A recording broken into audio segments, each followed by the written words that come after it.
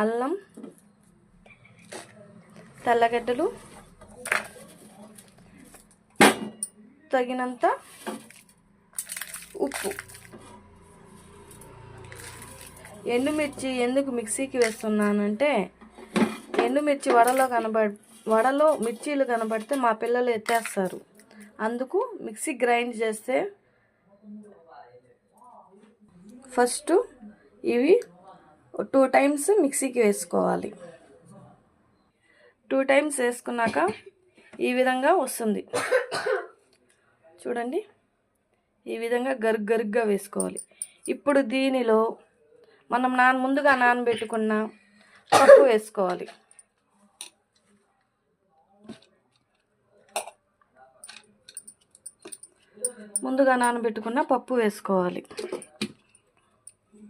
దీని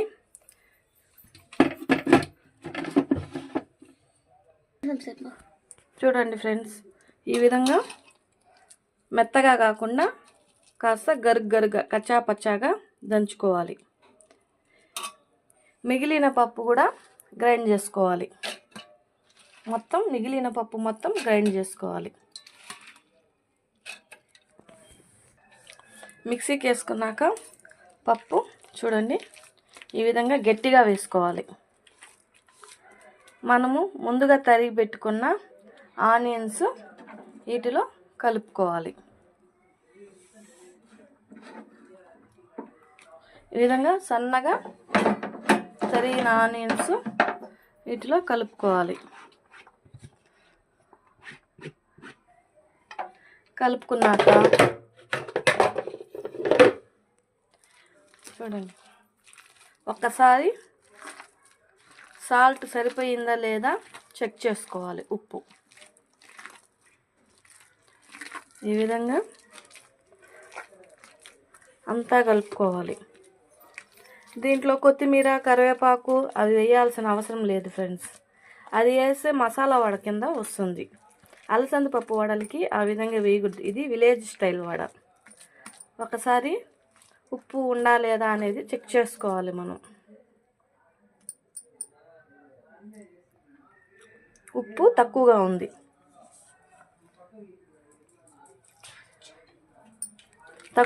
కాబట్టి మళ్ళా కొద్దిగా ఉప్పు వేసుకొని కలుపుకోవాలి. కలుపుకున్నాక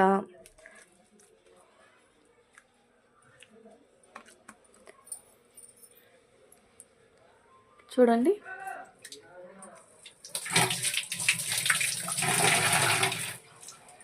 ఒక కడాయి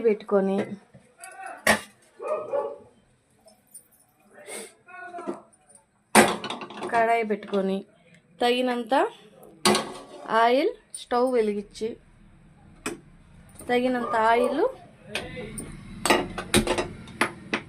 ఆయిల్ మనం పోసుకోవాలి. ఈ విధంగా చిన్నగా వడలు తట్టుకోవాలి ఫ్రెండ్స్. ఆయిల్ హీట్ అయినాక వడలు వేసుకోవాలి.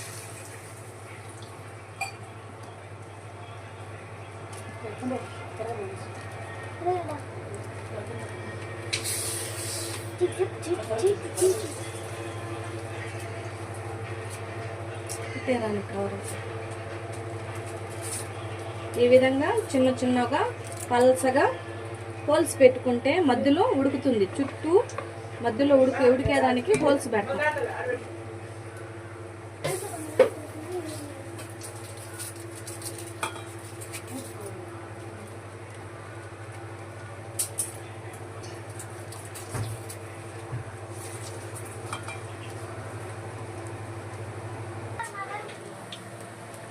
ఈ విధంగా నిదానంగా తిప్పుకోవాలి ఫ్రెండ్స్.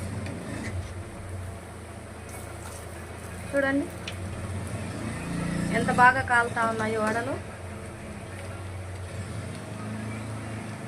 మీరు ట్రై చేయండి. ట్రై చేసి కామెంట్ సెక్షన్లో కామెంట్ చేయండి. బాగా వచ్చిందా రాలేదా.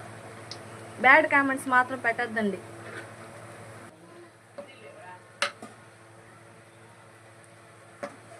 చూడండి ఈ విధంగా ఎర్రగా కలుచుకోవాలి. ఇదంగా డీప్ ఫ్రై చేసుకున్నాక డీప్ ఫ్రై చేసుకొని మిగిలిన పప్పు మొత్తం అదే విధంగా పలచగా తట్టి వడలు వేసుకోవాలి.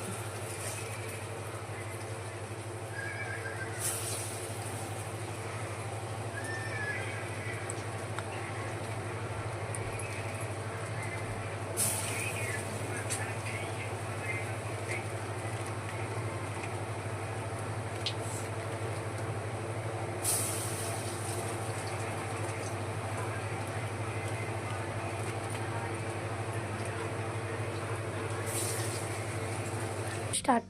ఇప్పుడు ఈ వడలని టమాటా కారం లింక్ పెడతాను, ఒక వీడియో చేసి చూపిస్తాను. చూడండి ఫ్రెండ్స్, చూడండి లోపల ఎంత బాగా ఉడికిందో వడలు, చూసారా? దీన్ని టమాటా కారంతో అద్దుకొని తింటే, ఫస్ట్ మా బాబుకి పెడుతున్నా చూడండి, సూపర్. చెప్పు.